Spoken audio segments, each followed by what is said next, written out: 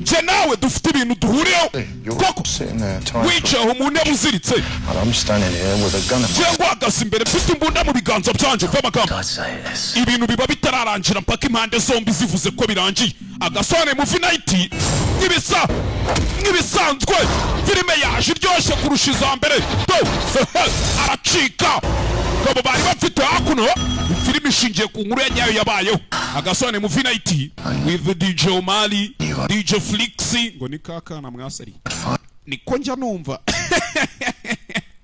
MC Nice you have no idea who you're messing wa mugabo naguze umugabo uri kucinisha don't do this as a dead man.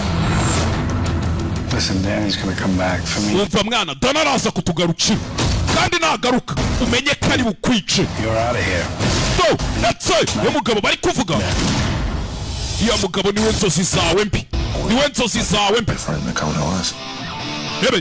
hakuno agasone Movie Night hakuno mugabo filime yaje iryoshye sinzi bahise nguki Killer Elite cyangwa se umwicanyi urenze abandi Jason Statham Robert De Niro karimo cyane.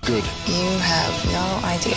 Wena gufite igitekerezo cyuriya mugabo ngo ninde Jason Statham uramubona yagukine Beekeeper yagukine Transporter Owen Clive umwicanyi wa Danger Robert De Niro kapirima karimo neza cyane hakuno nakanyobwa